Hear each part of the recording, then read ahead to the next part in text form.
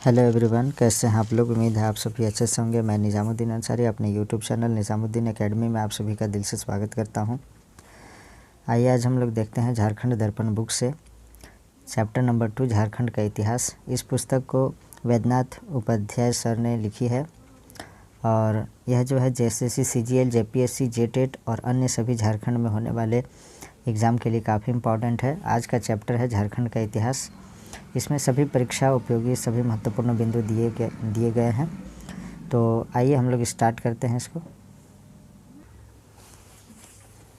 मित्रों, ये वीडियो जिनको भी अगर स्पीड लगे वो लोग स्लो कर लीजिएगा, जिनको स्लो लगे वो लोग स्पीड बढ़ा करके देख लीजिएगा। और मैं जल्दी देखता हूँ क्योंकि टाइम ज़्यादा लगाना अच्छा नहीं है और आपका कीमती समय है। मैं चाहता हूँ कि जल्दी से ये चैप्टर हो जाए क्लियर। तो देखते हैं हम लोग झारखंड का प्राचीन इतिहास। नामकरण। तो झारखंड का शाब्दिक अर्थ होता है वन प्रदेश। देखिए, झारखंड का शाब्दिक अर्थ क्या होता है? वन प्रदेश। झारखंड क्षेत्र का सर्वप्रथम उल्लेख ऐत्रेय ब्राह्मण में मिलता है। ये सभी जो वन लाइनर फॉर्म में दिया है ये काफ़ी इंपॉर्टेंट है एग्ज़ाम के व्यू से। तो आप लोग अवश्य इसे 2 बार 3 बार देखिए ताकि आपका माइंड में सेटअप हो जाए और एग्ज़ाम में आप लोग अच्छा कर सकें। नेक्स्ट देखते हैं, ऐत्रेय ब्राह्मण में झारखंड क्षेत्र का उल्लेख पुंड्र नाम से मिलता है। वायु पुराण में झारखंड को मुरंड नाम से संबोधित किया गया है। विष्णु पुराण में झारखंड को मुंड कहा गया है। महाभारत के दिग्विजय पर्व में झारखंड क्षेत्र की चर्चा पशु भूमि एवं पुंडरिक देश के नाम से मिलती है। नेक्स्ट है, महाभारत में इस क्षेत्र को अर्क खंड या कर्क खंड के नाम से भी सांकेतिक किया गया है। नेक्स्ट है, कर्ण के दिग्विजय में बंग, मगध और मिथिला के साथ इसका उल्लेख मिलता है। टॉलमी द्वारा झारखंड को मुंडल शब्द से संबोधित किया गया है। फाहियान द्वारा झारखंड की चर्चा कुक्कुटलाड नाम से की गई है। वेनसांग ने झारखंड के लिए किलो ना सुफालाना शब्द का प्रयोग किया है। नेक्स्ट देखते हैं हम लोग, मलिक मोहम्मद जैसी के पद्मावत ग्रंथ में झारखंड शब्द का उल्लेख मिलता है। नेक्स्ट देखते हैं हम लोग, झारखंड शब्द का सर्वप्रथम उल्लेख 13वीं शताब्दी में एक ताम्र पत्र में किया गया था। मुगल काल में झारखंड को खुखरा या कुकरा नाम से जाना जाता था। अबुल फजल कृत अकबरनामा में झारखंड को कोकरा कहा गया है। जहांगीर ने अपनी आत्मकथा तुजुके जहांगीरी में झारखंड क्षेत्र के लिए खोखरा शब्द का प्रयोग किया है। आईने अकबरी में झारखंड को खंकारह कहा गया है। नेक्स्ट देखते हैं हम लोग, समुद्रगुप्त की प्रयाग प्रशस्ति में झारखंड को मुरुंड नाम से संबोधित किया गया है। चीनी यात्री ह्वेनसांग ने राजमहल क्षेत्र को चीनी यात्री जो है ह्वेनसांग ने राजमहल क्षेत्र को की चिंग काइला नाम से संबोधित किया है। संथाल परगना को प्राचीन काल में नरीखंड तथा बाद में कांकजोल के नाम से संबोधित किया गया है। भागवत पुराण में झारखंड को किक्कट प्रदेश कहा गया है। पूर्व मध्यकालीन साहित्य में झारखंड को कलिंद देश कहा गया है। कबीरदास के दोहे में झारखंड शब्द का उल्लेख मिलता है। नेक्स्ट देखें, शहबाज खां और अब्दुल हई ने माथिर उल उमरा में झारखंड के लिए कोकरह शब्द का प्रयोग किया है। नेक्स्ट देखते हैं, बहारिस्तान गैबो के लेखक मिर्जा नाथन ने झारखंड क्षेत्र को कुकरा देश नाम से संबोधित किया है। रांची जिला का प्राचीन नाम कोकरह, चुटिया नागपुर तथा विल्किंसनगंज या किशुनपुर था। तो ये सभी एग्ज़ाम के व्यू से काफ़ी इंपॉर्टेंट है। चुटिया नागपुर से छोटा नागपुर शब्द अपभ्रंश होकर निकला है। चुटिया नागपुर से छोटा नागपुर शब्द अपभ्रंश होकर निकला है। J.H. हैविट ने इस क्षेत्र को चुटिया नागपुर कहा। नेक्स्ट देखते हैं हम लोग, स्रोत नामकरण। ऐत्रेय ब्राह्मण में जो है नामकरण किया गया झारखंड का पुंड्र या पुंड। वायु पुराण में मुरंड। समुद्रगुप्त के प्रयाग प्रशस्ति में मुरुंड। विष्णु पुराण में मुंड। भागवत पुराण में किक्कट प्रदेश। महाभारत में पुंडरिक देश या पशु भूमि। नेक्स्ट है, पूर्व मध्यकालीन संस्कृत साहित्य में जो है कलिंद देश कहा गया है झारखंड को। 13वीं सदी के ताम्रपत्र में झारखंड, तारीख़ बंगला में झारखंड, तारीख़ फिरोज शाही में झारखंड, सियार उल मुतखरीन में झारखंड, कबीर और जैसी द्वारा झारखंड, अकबरनामा कोकरा, आईने अकबरी खंकारह, कौटिल्य का अर्थशास्त्र कुक्कुट या कुक्कुट देश, टॉलमी द्वारा मुंडल। नेक्स्ट है, फाहियान द्वारा कुक्कुटलाड, वेनसांग द्वारा किलो ना सुफालाना या कर्ण स्वर्ण। मुगल काल में खुखरा या कुकरा, तुजुके जहांगीरी में खोखरा, ईस्ट इंडिया कंपनी के शासनकाल में छोटा नागपुर कहा गया है। पुरातात्विक स्रोत देखते हैं हम लोग। झारखंड में पुरातात्विक उत्खनन से पूर्व, मध्य एवं उत्तर पाषाणकालीन पत्थर के औजार एवं उपकरण मिले हैं। झारखंड में सबसे पुराने अवशेष पूर्व पुरापाषाण काल के हैं। नेक्स्ट देखते हैं, झारखंड में आदि मानव के निवास का साक्ष्य मिला है। हजारीबाग जिले के इसको नामक स्थान से आदि मानव द्वारा निर्मित चित्र मिले हैं। यहाँ से भूल भुलैया जैसी आकृति भी मिली है। नेक्स्ट देखते हैं हम लोग, हजारीबाग के दूध पानी से 8वीं शताब्दी के अभिलेख प्राप्त हुए हैं। दूध पानी के निकट दुमदुमा से शिवलिंग प्राप्त हुआ है। नेक्स्ट है, सीतागढ़ा पहाड़ हजारीबाग से छठी शताब्दी में निर्मित एक बौद्ध मठ के अवशेष प्राप्त हुए हैं। विनोबा भावे विश्वविद्यालय हजारीबाग के प्रतीक चिन्ह सीतागढ़ा से प्राप्त अष्टदल की ही अनुकृति है। हजारीबाग के बहारोनपुर से पाल वंशकालीन बुद्ध के 6 मूर्तियां प्राप्त हुई है। भवनाथपुर गढ़वा में प्रागैतिहासिक काल के दुर्लभ शैल चित्र एवं प्राकृतिक गुफाएँ प्राप्त हुई है। नेक्स्ट देखते हैं, भारतीय पुरातत्व में झारखंड के रांची, गुमला एवं लोहरदगा जिलों के लिए असुर शब्द का प्रयोग किया गया है। नेक्स्ट देखते हैं, झारखंड के लुपंगड़ी नामक स्थल को कब्रगाह के प्राचीन अवशेष मिले हैं। नेक्स्ट देखते हैं, लोहरदगा जिले से कांसे का प्याला प्राप्त हुआ है। मुरद नामक स्थान से तांबे की सिकड़ी और कांसे की अंगूठी मिली है।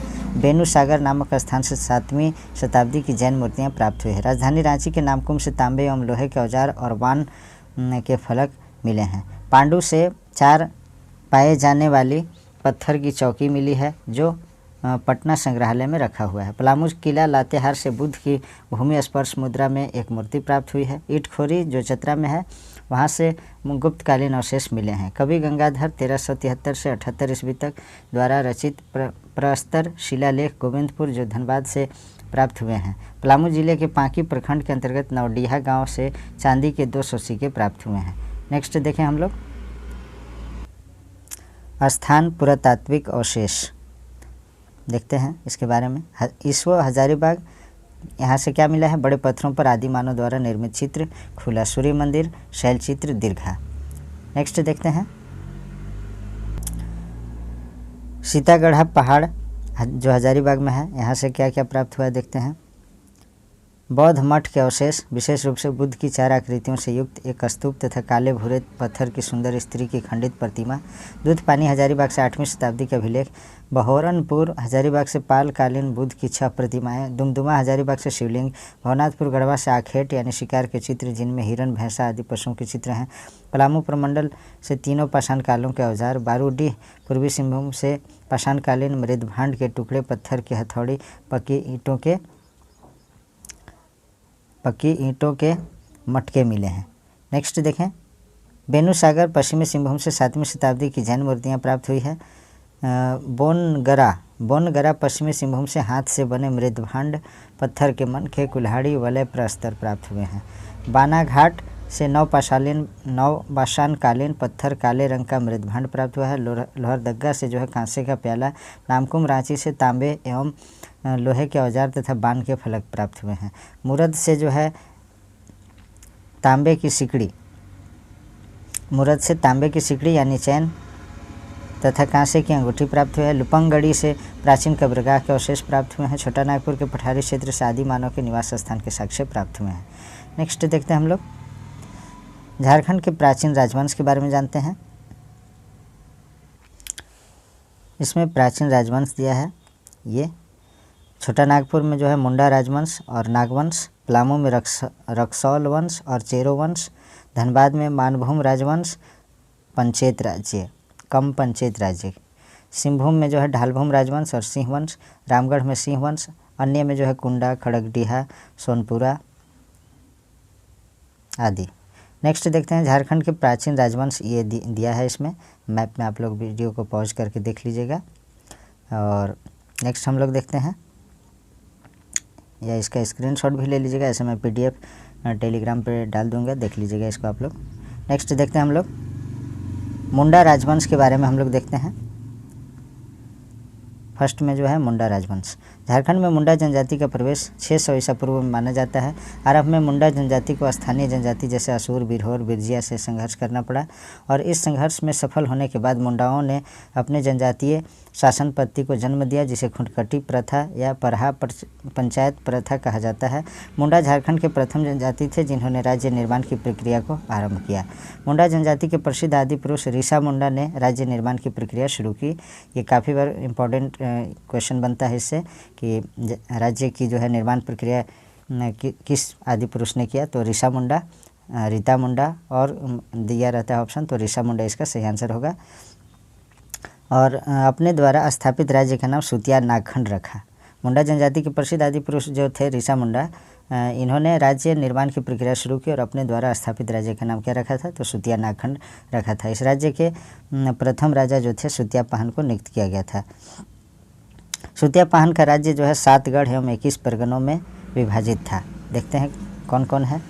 तो गढ़ का नाम और आधुनिक पहचान, तो लोहागढ़ जिसको बोला जाता था अब ये लोहरदगा हो गया, पालूनगढ़ पलामू हो गया, सिंहगढ़ सिंहभूम हो गया, मानगढ़ मानभूम या धनबाद हो गया, सरगुजागढ़ जिसको सरगुजा जिले जो छत्तीसगढ़ में है, केसलगढ़ केसलगढ़ हो गया है, हजारीबाग हजारीबाग ही है। अब देखते हैं हम लोग 21 परगना के नाम, इसके बारे में देखते हैं। ओमदंडा, गंगपुर, सोनपुरा, खरसिंह, चंगमंगलकर, दोईसा, गिरगा, बेलखादर, उदयपुर, खुखरा, बिरुआ, बेलसिंग, बोनाई, सरगुजा, लचरा, तमाड़, कोरिया, जसपुर, बिरना, लोहारडी, पोड़हाट। ऐसे भी आप पढ़ सकते हैं क्षैतिज रूप से भी। नेक्स्ट देखते हैं हम लोग। सुतिया पाहन के उत्तराधिकारी का राजा मदरा मुंडा हुए, जिसे मुंडा राजवंश का अंतिम राजा भी कहा जाता है। नेक्स्ट है मदरा मुंडा का कोई अपना प्राकृतिक उत्तराधिकारी नहीं था। इन्होंने ही फनी मुकुट राय को गोद लिया था। फनी मुकुट राय द्वारा स्थापित राज नागवंश कहलाता है। अब देखते हैं हम लोग दूसरा में नागवंशी राजवंश को। फनी मुकुट राय इसमें देखते हैं पहले। इसके संस्थापक यानी नागवंशी राजवंश के जो संस्थापक थे फनी मुकुट राय थे, जिन्हें नागवंश का आदि पुरुष भी कहा जाता है। इन्होंने 64 ईस्वी प्रथम सदी में नागवंशी राज्य की स्थापना की तथा सुतियांबे को राजधानी बनाया। नेक्स्ट देखते हैं। इनका विवाह पंचेत राज्य के गोवंशी क्षत्रियों के यहाँ हुआ था तथा पंचेत राज्य की सहायता से ही इन्होंने केवझर राज्य को पराजित कर अपने अधीन किया था। नेक्स्ट देखते हैं। इन्होंने अपने शासनकाल में बाहरी लोगों को झारखंड क्षेत्र में आने के लिए निमंत्रित किया तथा बाहर से आए भवराय श्रीवास्तव को अपना दीवान नियुक्त किया। इस कारण झारखंड की संस्कृति में पहली बार गैर आदिवासी समाज सदान मूलवासी का विस्तारीकरण हुआ। फनी मुकुट राय ने सुतियांबे में एक सूर्य मंदिर का भी निर्माण करवाया। नेक्स्ट देखते हैं फनी मुकुट राय के जन्म की कहानी, इसके बारे में देखें। एक कथानक के अनुसार झारखंड को विष्णु पुराण में नागद्वीप कहा जाता था। यह क्षेत्र नाग जाति के लिए प्रसिद्ध था। नाग संभवतः असुरों की ही एक शाखा थी। महाभारत युद्ध में नाग जाति कौरवों के साथ लड़ी और पराजित हुई। फिर प्रतिशोधवश पांडव कुल रक्षक परीक्षित की हत्या कर दी, जिस कारण पांडवों ने संपूर्ण नाग जाति के विनाश का प्रण किया। इसी क्रम में पुंडरीक नामक नाग ब्रह्मा की कुर्सी में से लिपट कर अपनी रक्षा की और फिर बनारस में मानव रूप में अवतरित हुआ। बनारस में एक ब्राह्मण से शिक्षा ग्रहण करने के दौरान उनकी पुत्री पार्वती से इसने प्रेम विवाह किया तथा पूरी जाने के क्रम में सुतियांबे के निकट पार्वती और पुंडरीक को एक पुत्र हुआ। इस दौरान पार्वती का निधन हो गया। पुंडरीक नाग के बच्चे की रक्षा की, परंतु जब यह बच्चा मदरा मुंडा के संरक्षण में चला गया तो पुंडरीक ने अपने देह का परित्याग किया। इसी कारण कई प्राचीन ग्रंथों में झारखंड को पुंडरीक प्रदेश कहकर संबोधित किया गया है। तो नेक्स्ट देखते हैं अब हम लोग नागवंश का स्थापना काल देखते हैं। नागवंश का स्थापना काल। तो नागवंशावली आदि के अनुसार कली संवत 3165 तदनुसार 121 विक्रमाब्द यानी 64 ईस्वी में यहाँ नागवंशीय का प्रवेश हुआ। संवत 1844 में दीपनाथ शाहदेव द्वारा दिए गए उल्लिखित कुर्सीनामा के अनुसार उस समय उनका 57वीं पीढ़ी चल रही थी और शासन अवधि के 1704 ईस्वी 1704 वर्ष बीत रहे थे। अतः नागवंशी राजाओं के राज्य आरंभ 1844 माइनस 1704 अर्थात 140 संवत यानी 83 ईस्वी में हुआ था। नेक्स्ट है, ऐतिहासिक स्रोतों के अनुसार फनी मुकुट राय 19 वर्ष की अवस्था में राजा बने थे, अर्थात ऐसे में उनका जन्म 64 ईस्वी सन में हुआ। इसी कारण कई पुस्तकों में नागवंश की स्थापना का 64 ईस्वी सन प्रथम सदी को दर्शाया जाता है। नेक्स्ट देखते हैं, ये एडवांस नॉलेज है इसमें। नेक्स्ट देखते हैं, फनी मुकुट राय के उत्तराधिकारी शासक। फनी मुकुट राय के उत्तराधिकारी थे तथा इनके पश्चात धंट राय एवं मदन राय राजा बने। प्रताप राय इन्होंने सुत्यांबे की जगह स्वर्ण रेखा नदी के तट पर स्थित चुटिया को अपनी राजधानी घोषित किया। यह समुद्रगुप्त का समकालीन था तथा इसने काशी तथा दूसरे देशों के लोगों को लाकर अपने राज्य में बसाया। नेक्स्ट है, गजघंट राय के बारे में देखते हैं। इसका शासनकाल 1869 से 905 ईस्वी है। इसने गुमला के घाघरा थाना स्थित हापा मुनि गाँव में महामाया मंदिर की स्थापना करवाई। इसी के शासनकाल में गुमला में चैनपुर के निकट टांगीनाथ प्रसिद्ध मंदिर भी स्थापित हुआ। नेक्स्ट है, भीमकर्ण के बारे में जानते हैं हम लोग। भीमकर्ण नागवंश के प्रथम राजा थे जिन्होंने राय की जगह कर्ण की उपाधि ली, जो छोटा नागपुर क्षेत्र पर कलचुरु नरेश लक्ष्मी कर्ण के प्रभाव या नागवंशियों से मित्रता का प्रतीक है। इन्होंने चुटिया की जगह खुखरा को अपनी राजधानी बनाई तथा यहाँ भीम सागर झील का निर्माण किया। इन्होंने सरगुजा, जो उस समय पलामू में था, के हेहल मंशी रक्सौल राजा के साथ बरवा का युद्ध लड़ा। इसमें रक्सैल राजा पराजित हुए। भीमकर्ण ने रक्सैल क्षेत्र में लूटपाट की तथा वासुदेव राय की एक मूर्ति भी प्राप्त की। शिवदास कर्ण के बारे में देखते हैं। इनका शासनकाल 1391 ईस्वी से 1401 ईस्वी के बीच रहा। इनके समय गुमला के घाघरा स्थित हापा मुनि मंदिर में भगवान विष्णु की प्रतिमा 1401 ईस्वी में प्रसिद्ध मराठा ब्राह्मण एवं राजगुरु सियानाथ देव की सहायता से स्थापित किया गया। नेक्स्ट देखते हैं, प्रतापकर्ण के बारे में। ये लोधी वंश के समकालीन राजा थे। इनके शासनकाल में नागवंशियों के अधीन रहने वाले तमाड़ के घटवाल राजाओं ने विद्रोह किया था तथा नागवंशियों की राजधानी खुखरागढ़ को घेर कर प्रताप राय को बंदी बना लिया। ऐसी स्थिति में खैरागढ़ के खरवार सरदार बागदेव की सहायता से इन्होंने घटवालों को पराजित किया। विजय के पश्चात प्रतापकर्ण ने बागदेव को कर्णपुरा परगना का राजा बनाया, जिससे रामगढ़ राजवंश की नींव पड़ी। नेक्स्ट देखते हैं हम लोग छत्रकर्ण के बारे में। ये लोधी वंश के समकालीन थे। कोराम्बे में रक्सैल राजाओं और नागवंशियों के बीच भीषण संघर्ष होने के कारण कोराम्बे को झारखंड का हल्दी घाटी कहते हैं। 1473 ईस्वी में छत्रकर्ण ने गुमला के कोराम्बे में विष्णु की मूर्ति स्थापित की। नेक्स्ट है, दुर्जन शाह के बारे में जानते हैं। यह जहांगीर का समकालीन था। इसने दोईसा को अपना राजधानी बनाई। दोईसा तीन ओर पहाड़ों से तथा एक और दक्षिण कोयल नदी से घिरा हुआ था। इसने यहाँ कई सुंदर भवनों के साथ साथ नवरत्नगढ़ नामक महल निर्मित कराया। यह महल 5 मंजिला था तथा महल के चारों ओर गहरी खाई थी जिसमें जल भरा रहता था। महल की लंबाई चौड़ाई 42 मीटर थी। इसकी दीवार 33 इंच मोटी थी। इस महल से वह मुगलों की भांति झरोखा दर्शन भी देता था। ये हीरा के पारखी व्यक्ति थे। दुर्जन शाह जो थे हीरा के पारखी व्यक्ति थे। इसे जहांगीर के सेनापति इब्राहिम खान ने पराजित कर 12 वर्ष तक बंदी बनाया। बाद में 6000 रुपये वार्षिक कर देने के बदले में इन्हें मुक्त कर दिया गया और इन्हें शाह की उपाधि प्रदान की गई। हालांकि शाह की उपाधि इसे हीरा के पारखी होने के कारण मिली थी। नेक्स्ट देखते हैं, एनी शाह इन्होंने 1691 ईस्वी में रांची के जगन्नाथपुर में प्रसिद्ध जगन्नाथ मंदिर का निर्माण कराया था।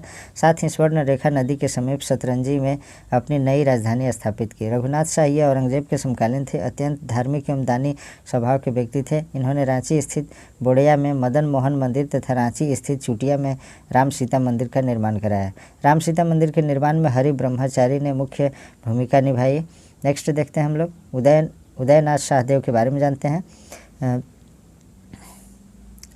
इन्होंने पालकोट की जगह रातूगढ़ को राजधानी बनाई। उदयनाथ शाहदेव ने पालकोट की जगह रातूगढ़ को राजधानी बनाई। रातूगढ़ नागवंशी राजाओं की अंतिम राजधानी तथा क्रम से 8वीं राजधानी थी। नेक्स्ट है, चिंतामणि शरण नाथ शाहदेव नागवंश के अंतिम राजा हुए। कौन? चिंतामणि शरण नाथ शाहदेव नागवंश के अंतिम राजा हुए। आज़ादी के बाद जमींदारी उन्मूलन प्रक्रिया के तहत इस राजवंश का अंत हो गया। नेक्स्ट देखते हैं हम लोग नागवंशी राजाओं की राजधानी देखते हैं। फनी मुकुट राय राजा थे और इनकी राजधानी सुतियांबे। प्रताप राय की राजधानी चुटिया, भीमकर्ण के खुखरा, दुर्जन शाह के दोईसा, एनी शाह के सतरंजी, यदुनाथ शाह के पालकोट, जगन्नाथ शाहदेव के पालकोट भौरों और उदयनाथ शाहदेव की राजधानी रातूगढ़। नेक्स्ट देखते हैं पलामू का रक्सैल वंश। पलामू में स्थापित होने वाला यह पहला राजवंश था। रक्सैल खुद को राजपूत कहते थे। इनकी दो शाखाएं थी, देवगन और कुंडेलवा। तो इसके बारे में देखते हैं। इनके राजनीतिक गतिविधि का केंद्र पलामू से ज़्यादा वर्तमान छत्तीसगढ़ का सरगुजा क्षेत्र था। रक्सैलों के समय कोरवा, गोंड तथा खरवार जनजातियों की बहुलता थी, जिनमें सर्वाधिक संख्या खरवारों की थी और इस समय के खरवार राजा का नाम प्रताप धवल मिलता है। नेक्स्ट है 16वीं सदी की चेरो राजाओं ने रक्सैलों को पराजित कर दिया, पलामू क्षेत्र पर अपना आधिपत्य कायम कर लिया। पलामू का चेरो वंश के बारे में देखते हैं हम लोग। चेरो राजवंश का उदय मुख्य रूप से पलामू क्षेत्र में हुआ। इन्होंने रक्सैल वंश को पराजित कर इस क्षेत्र पर अपना प्रभुत्व कायम किया था। चेरो राजवंश का इतिहास मुगलों के इस्लामीकरण के विरुद्ध सशस्त्र विद्रोह के रूप में देखा जाता है और आधुनिक पलामू के निर्माता होने का श्रेय इन्हें दिया जाता है। इस राजवंश के प्रमुख राजा निम्न हुए। भगवत राय, इन्होंने पलामू में चेरो वंश की स्थापना की। महारत चेरो, इसके शासनकाल में शेर शाह के सेनापति खवास खान ने चेरो के ऊपर आक्रमण किया तथा चेरो राजाओं को पराजित कर इनका सुप्रसिद्ध सफ़ेद हाथी श्याम सुंदर अपने साथ ले गया। नेक्स्ट है अनंत राय। इसके समय जहांगीर के सेनापति अफजल खान ने चेरो राजाओं के खिलाफ सैन्य अभियान किया था। नेक्स्ट है सहबल राय। इनके शासनकाल में चेरो वंश का व्यापक विस्तार हुआ। चेरो राज्य सड़के आजम जीटी रोड के साथ हजारीबाग के चौपारण तक विस्तृत हो गया था। सहबल राय को बाद में गिरफ्तार कर शेर के पिंजरे में बंद कर दिया गया, जहां उन्हें दर्दनाक मौत दे दिया गया था। नेक्स्ट देखते हैं हम लोग। नेक्स्ट है प्रताप राय के बारे में देखते हैं। ये चेरो वंश के शक्तिशाली राजाओं में से एक हैं। ये शाहजहां के समकालीन थे। इन्होंने पुराना पलामू किला का निर्माण कराया था। 1642 ईस्वी में प्रताप राय को मुगल सूबेदार शाइस्ता खान ने पराजित कर 80,000 रुपये लगान वसूला, परंतु 1644 ईस्वी में इनकी मुगलों से संधि हो गई। प्रताप राय को 1 हज़ारी मनसब प्रदान किया गया तथा बदले में प्रताप राय के मुगलों को 1 करोड़ दाम की वार्षिक रकम देना स्वीकार किया। तेज राय के बारे में देखते हैं। ये शाहजहां के समकालीन थे। शाहजहां के सेनापति शाइस्ता खान ने इसे पराजित किया था। अब देखते हैं मेदिनी राय के बारे में। ये चेरो वंश के महानतम राजा हुए। इनके शासनकाल 1658 से 1674 ईस्वी था। ये औरंगजेब के समकालीन थे। इन्होंने नया पलामू किला का निर्माण कराया। इनका शासनकाल चेरो राजवंश का स्वर्ण युग कहलाता है। साथ ही मेदिनी राय को न्यासी राजा भी कहते हैं। मेदिनी राय ने नागवंशी राजा रघुनाथ शाह के समय उनकी राजधानी दोईसा पर भी आक्रमण किया तथा नवरत्नगढ़ का विशाल प्रस्तर दरवाज़ा उखाड़कर अपने पलामू के किले में लगवाया, जिसे वर्तमान में नागपुर दरवाज़ा कहा जाता है। इनके शासनकाल में पलामू आर्थिक संपन्नता से युक्त हुआ। पलामू में पशुपालन के विकास के कारण एक कहावत प्रचलित हुई, धनी धनी राजा मेदिनिया, घरे घरे बाजे मथनिया। ये जो है कहावत राजा मेदिनी राय के समय में हुआ था कि धनी धनी राजा मेदिनिया, घरे घरे बाजे है मथनिया। 1660 में औरंगजेब सेनापति दाऊद खां मेदिनी राय को पराजित किया, जिसके बाद मेदिनी राय सरगुजा भाग गए। दाऊद खां पलामू के दोनों किलों पर अधिकार कर पुराने किले में 1662 ईस्वी में एक मस्जिद का निर्माण किया। मेदिनी राय मुगलों के व्यापक दबाव के बावजूद इस्लाम धर्म ग्रहण करने से इनकार कर दिया तथा जब औरंगजेब का पलामू फौजदार मनकली खां 1666 ईस्वी में वापस लौट गया तो इन्होंने पलामू पर पुनः अधिकार कर लिया। इसी अभियान के दौरान जब कुंडा के राजा चुन राय ने इस्लाम धर्म स्वीकार कर दिया तो चेरो राजाओं ने उनकी भी हत्या कर दी। नेक्स्ट देखते हैं हम लोग। साहब राय मुगल कालीन पुस्तक आलमगीर नामा तथा पादशाह नामा के अनुसार 1660 में औरंगा का युद्ध औरंगजेब के सेनापति दाऊद खां और साहब राय के बीच लड़ा गया, जिसमें साहब राय पराजित हुए और जंगलों में शरण ले लिया। रंजीत राय के बारे में देखते हैं। इन्हें मुगल सूबेदार इब्राहिम खान ने 1,40,000 वार्षिक कर के बदले पलामू की गद्दी पर बैठाया, किंतु इनके चचेरे भाई जय किशन ने इन्हें पदच्युत कर दिया, मैंने पद से उतार दिया। नेक्स्ट देखते हैं जय किशन के बारे में। जय किशन राय ने रामगढ़ राजा दलेल सिंह के साथ मिलकर नागवंशियों से टोरी का क्षेत्र जीत लिया, परंतु दलेल सिंह द्वारा रंजीत राय के परिवार को संरक्षण देने के कारण जय किशन ने रामगढ़ पर आक्रमण कर दिया, जिसमें दलेल सिंह मारे गए। नेक्स्ट देखते हैं धनबाद, जिसे पहले मानभूम कहा जाता था। धनबाद मानभूम का मान राजवंश, इसके बारे में देखते हैं। हजारीबाग से प्राप्त दूध पानी शिलालेख से मानभूम राजवंश का इतिहास मिलना आरंभ होता है और फिर 14वीं सदी में धनबाद में कवि गंगाधर द्वारा लिखा गया गोविंदपुर शिलालेख से इनकी पुष्टि होती है। इन अभिलेखों के अनुसार मान राजवंश मानभूम एवं हजारीबाग क्षेत्र में फैला हुआ था। इस वंश के राजाओं ने सबर जनजातियों की महिलाओं पर घोर अत्याचार किया। परिणामतः सबर जनजाति के लोग मानभूम छोड़कर पंचेत क्षेत्र में चले गए। मानभूम राजाओं के काल में ही 10वीं सदी में भूमिज स्वराज आंदोलन चलाया गया था। नेक्स्ट देखते हैं धनबाद का पंचेत राज्य, इसके बारे में देख लेते हैं हम लोग। मानभूम अर्थात धनबाद का यह आर्थिक शक्तिशाली राज्य था। यहाँ के राजा का राज चिन्ह कपिला गाय का पूंछ अर्थात चंवर था। साथ ही यहाँ के राजा गौमुखी राजा कहलाते थे। नेक्स्ट है मध्यकाल में पंचेत राजा वीर नारायण सिंह को मुगलों द्वारा पराजित कर दिया गया। मुगलों के कर वृद्धि और शोषण के कारण पंचेत राजाओं ने अधिक दुर्गम और सुरक्षित स्थान के तौर पर झालदा में अपनी राजधानी बनाई थी। नेक्स्ट देखते हैं सिंहभूम का ढालभूम वंश। ऐतिहासिक स्रोतों के अनुसार सिंहभूम के ढालभूम क्षेत्र में ढाल वंश का शासन था। यहाँ व्यापक रूप से नर बलि का प्रचलन था। सिंहभूम का सिंह वंश के बारे में देखते हैं हम लोग। नेक्स्ट सिंहभूम के नामकरण के पीछे दो तर्क दिए जाते हैं। पहला है हो जनजाति के अनुसार हो समुदाय के प्रमुख देवता सिंहबोंगा के नाम पर इस क्षेत्र का नाम सिंहभूम रखा गया। दूसरा जो है तर्क सिंह वंश के पारिवारिक इतिहास ग्रंथ वंश प्रभा लेखन के अनुसार इस क्षेत्र में सिंह वंश के 2 शाखाओं ने शासन किया, जिसके आधार पर इस क्षेत्र को सिंहभूम कहा गया। इस वंश के शासक राजस्थान के राठौर राजपूतों के वंशज थे। नेक्स्ट देखते हैं सिंह वंश प्रथम शाखा, इसके बारे में जानते हैं हम लोग। इसकी स्थापना 8वीं सदी में हुई और इसके संस्थापक काशीनाथ सिंह थे। इस राजवंश में कुल 13 राजाओं ने शासन किया। आरंभ में ये छोटा नागपुर के नागवंशी राजाओं की अधीनता स्वीकार की, परंतु बाद में स्वतंत्र सत्ता चलाने लगे। नेक्स्ट देखते हैं सिंह वंश दूसरी शाखा। इस वंश की स्थापना 1205 ईस्वी में दर्प नारायण सिंह के द्वारा किया गया। इसके पश्चात इस वंश युधिष्ठिर, काशीराम, अच्युत सिंह और जगन्नाथ सिंह जैसे कई राजा हुए, जिसमें काशीराम सिंह ने पोरहट को राजधानी केंद्र के रूप में विकसित किया। सिंह वंश के कुल देवी पौरी देवी थी। अर्जुन सिंह दूसरा में देखते हैं हम लोग। अर्जुन सिंह प्रथम के बनारस से तीर्थ यात्रा कर लौटते समय इन्हें बंदी बनाकर कटक यानी उड़ीसा ले गए, परंतु बाद में छोड़ दिए। नेक्स्ट है तीसरा जगन्नाथ सिंह द्वितीय के काल में इनके अत्याचारों से तंग आकर भूइयां जनजाति के लोगों ने विद्रोह कर दिया। नेक्स्ट देखते हैं रामगढ़ राजवंश। 1368 ईस्वी में बागदेव सिंह ने रामगढ़ राज्य की स्थापना की। ये काफ़ी इंपॉर्टेंट है। रामगढ़ राज्य की स्थापना किसने की? तो बागदेव सिंह ने। कब? तो 1368 ईस्वी में।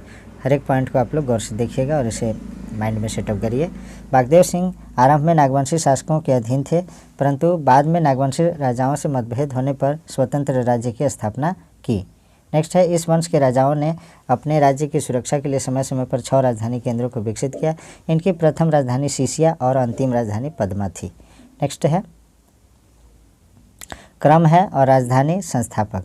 तो सीसिया की राजधानी, सीसिया के जो संस्थापक थे, सीसिया राजधानी के जो संस्थापक थे बागदेव सिंह, उर्दा के वही बागदेव सिंह थे, बादम के हेमंत सिंह, रामगढ़ के दलेल सिंह, इचाक के तेज सिंह, पद्मा के ब्रह्मदेव नारायण। ये क्रम से है 1 2 3 4 5 6 टोटल 6 राजधानी का जिस तरह से जो संस्थापक हुए उनका नाम इसमें दिया गया है। नेक्स्ट देखते हैं हम लोग खड़गडीहा राजवंश।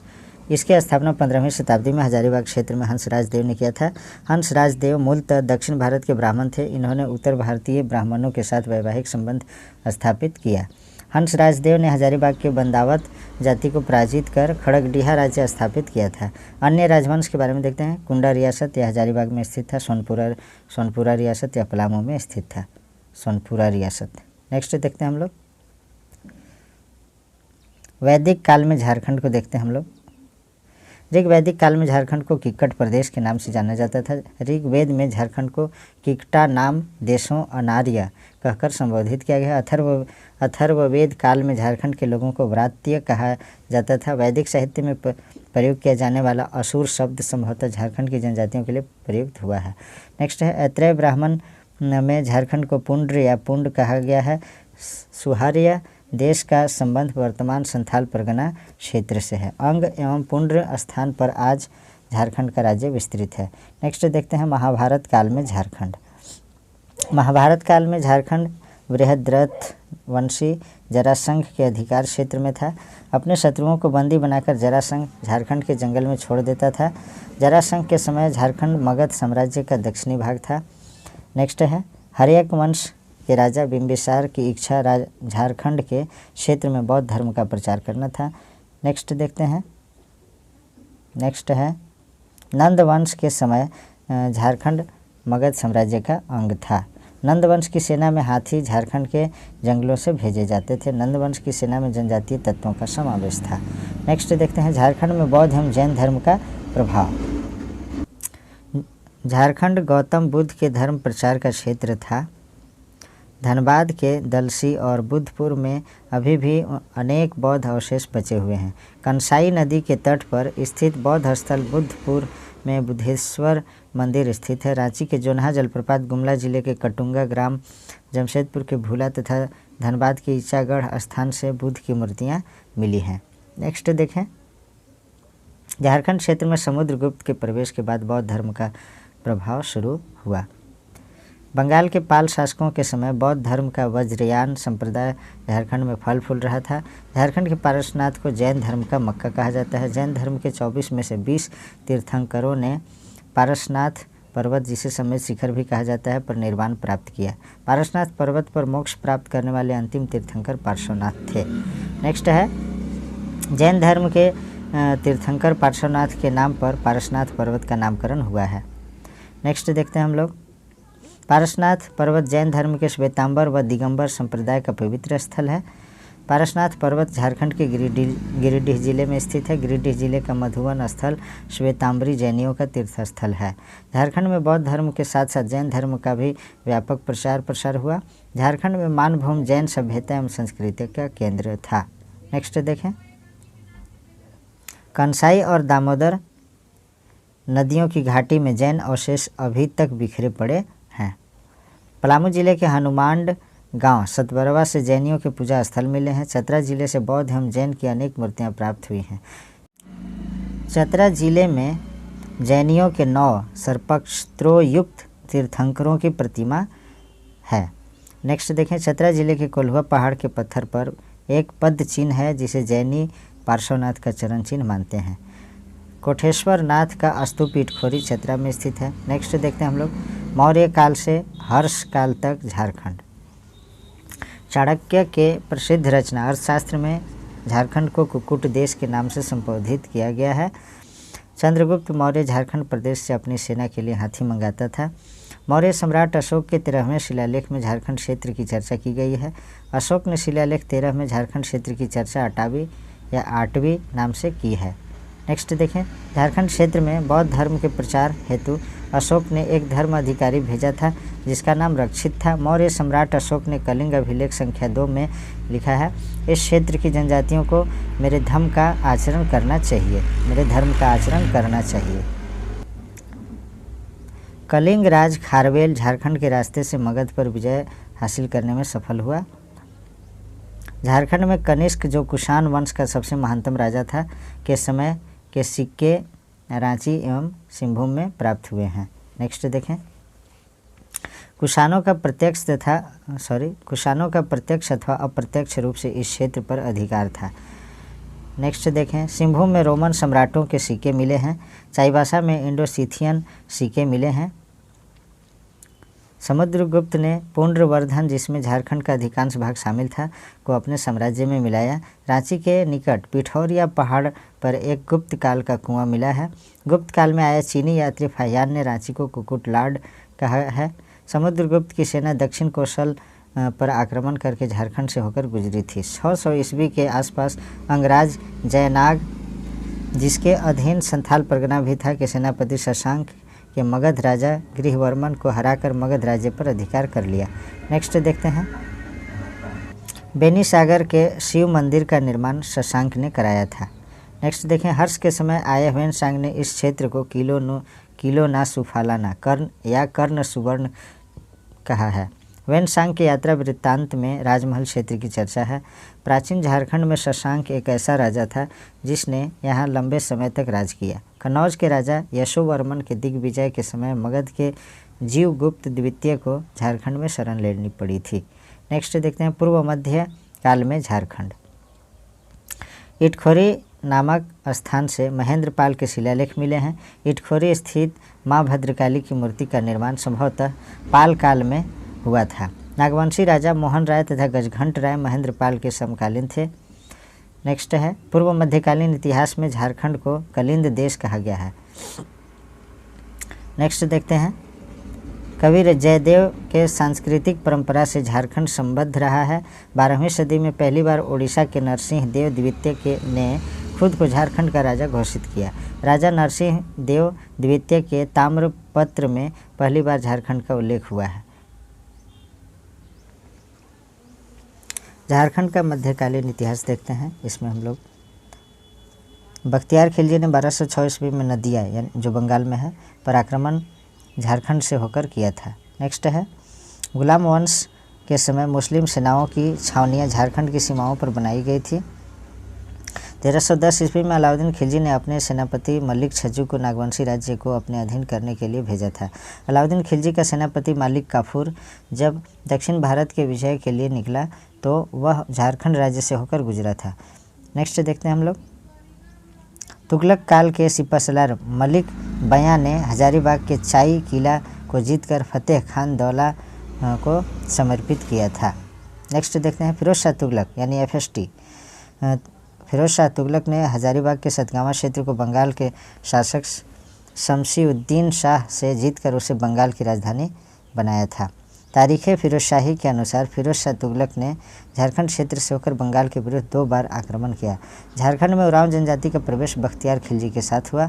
उरांव एवं मुंडा की भाषाओं में अरबी, फारसी तथा तुर्की भाषाओं के शब्द पाए जाते हैं। खिलजी काल में प्रचलित रहे चौधरी, खूत, मुकद्दम जैसे शब्द आज भी प्रचलित हैं। ओडिशा के शासक कपिलेंद्र गजपति ने आक्रमण कर संथाल परगना तथा छोटा नागपुर के एक बड़े हिस्से पर अधिकार कर लिया था। श्री चैतन्य चरितामृत में झारखंड के भौगोलिक आकार का स्पष्ट वर्णन है। नेक्स्ट देखते हैं, श्री चैतन्य चरितामृत जैसे अमूल्य ग्रंथ में संथाल परगना तथा छोटा नागपुर से होते हुए गया होकर चैतन्य महाप्रभु के गुजरने का उल्लेख है। श्री चैतन्य चरितामृत के अनुसार संथाल परगना के विभिन्न गांवों में उन्होंने ठाकुरबाड़ी की स्थापना की। नेक्स्ट है, झारखंड में वैष्णव मत के प्रचार का श्रेय चैतन्य महाप्रभु को दिया जाता है। बंगाल के प्रसिद्ध वैष्णव गायक संत चैतन्य महाप्रभु मथुरा जाते समय झारखंड आए थे। नेक्स्ट देखते हैं, चैतन्य महाप्रभु पंच परगना क्षेत्र में रुके थे। उस समय इस क्षेत्र में नागवंश का शासन था। नेक्स्ट है, जौनपुर के इब्राहिम शर्की ने मिथिला के राजा शिव सिंह और बंगाल के राजा गणेश पर आक्रमण करने के लिए झारखंड के मार्ग का उपयोग किया था। नेक्स्ट है, 1494 ईस्वी में दिल्ली के सुल्तान सिकंदर लोदी के भय से जौनपुर के भगोड़ा शासक हुसैन शाह शर्की ने झारखंड के साहिबगंज क्षेत्र में शरण ली थी। नेक्स्ट है, मोहम्मद बिन तुगलक MBT ने हजुद्दीन आजमुल मुल्क को सतगावा का शासक नियुक्त किया गया था। नेक्स्ट देखते हैं हम लोग, सल्तनत काल के समकालीन नागवंशी राजा। सल्तनत काल और उसके शासक, सेनापति और समकालीन नागवंशी राजा। खिलजी वंश सल्तनत वंश में जो था इसके शासक थे अलाउद्दीन खिलजी, सेनापति मलिक छज्जू। समकालीन नागवंशी राजा थे फनुकर्ण, वेनुकर्ण। तुगलक वंश मोहम्मद बिन तुगलक शासक था और मलिक बयां सेनापति, हरिकर्ण समकालीन नागवंशी राजा। और फिरोज शाह तुगलक तुगलक वंशी था उस समय। फिरोज शाह तुगलक शासक और सेनापति स्वयं था और इसमें जो है नागवंशी राजा कोई नहीं था। लोधी वंश फिरोज शाह तुगलक स्वयं, प्रतापकर्ण, क्षत्रकर्ण, विराटकर्ण समकालीन नागवंशी राजा थे। नेक्स्ट, मुगल काल में झारखंड के बारे में देखते हैं हम लोग। मुगल काल में झारखंड को खोखरा, के नाम से जाना जाता था। बाबर एवं हुमायूं के शासनकाल में झारखंड मुगल विरोधी अफगानों का आश्रय स्थल था। नासिर खां लुहानी से झारखंड अधिक प्रभावित था। शेर शाह ने मुगलों के विरुद्ध अपने संघर्ष में यहाँ के जंगलों का बहुलता के साथ उपयोग किया था। खानदेश के आदिल शाह द्वितीय को इतिहासकारों ने झारखंडी सुल्तान की उपाधि दी है। झारखंडी सुल्तान किसे कहा गया है? तो खानदेश के आदिल शाह द्वितीय को इतिहासकारों ने झारखंडी सुल्तान की उपाधि दी है। नेक्स्ट देखते हैं, ज़बरदस्त खां का पलामू पर आक्रमण 1643 ईस्वी में हुआ। 1644 ईस्वी की संधि के अनुसार चेरो राजा प्रताप राय को मुगलों की मनसबदारी दी गई। औरंगजेब के शासनकाल में नागवंशी राजा रघुनाथ शाह था। औरंगजेब के शासनकाल में चेरो राजा मेदिनी राय था। मेदिनी राय को न्यासी राजा कहा गया है। मेदिनी राय के शासनकाल को चेरो शासन के स्वर्ण युग के रूप में जाना जाता है। चेरो परंपरा के अनुसार पलामू के चेरो राजा मेदिनी राय ने रघुनाथ शाह के समय द्वैसा पर आक्रमण किया था। चेरो राजा मेदिनी राय ने द्वैसा को तहस नहस कर नवरत्नगढ़ के प्रसिद्ध नागपुर दरवाजा पलामू ले जाकर नए किले में लगवाया। नेक्स्ट है, औरंगजेब ने बिहार के सूबेदार दाऊद खां को पलामू पर आक्रमण करने के लिए भेजा था।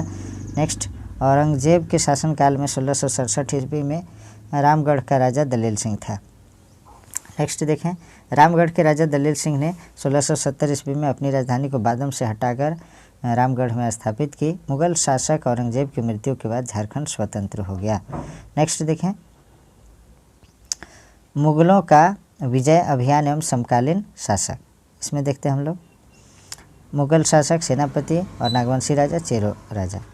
तो शेरशाह मुगल शासक जब था तो सेनापति ख्वास खां, नागवंशी राजा नहीं था, और चेरो राजा महारथ चेरो।